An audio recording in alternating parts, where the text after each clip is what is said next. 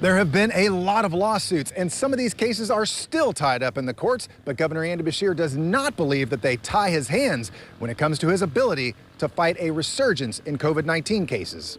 We're not going to be afraid to make the tough decision if it's merited. Governor Andy Beshear says he has no plans to bring back COVID-19 restrictions. However, he believes he still has the authority to do so despite new state laws aimed at curbing his powers and a recent lower court ruling against him. That's because the last Supreme Court decision on point says that I do.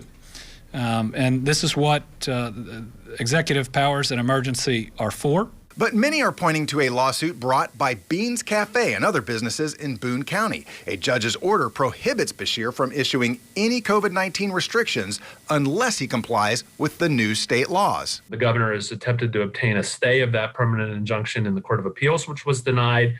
And then 2 days ago, the Kentucky Supreme Court denied him a stay and said, no, that Boone County permanent injunction is still in effect. Kentucky's Supreme Court is considering the legality of these new state laws in 2 other cases, but has not ruled yet. In the meantime, attorney Chris Wiest says he believes Beshear could be held in contempt of the Boone County Court if he reinstates any restrictions. I think it's a serious matter to move to hold a governor and his staff in contempt of court to possibly jail or fine people. But, you know, that option is on the table. A suggestion Beshear simply laughed off. You mean the attorney who has sued me like 3 dozen times is going to say he's going to sue me again? Yeah, I'm not going to lose any sleep over that. Some people I spoke with expect a decision from the Supreme Court on 2 of the cases no later than September and think that the Supreme Court could hear the Boone Circuit case sometime this summer. In Frankfort, Mark Vanderhoff, WLKY News.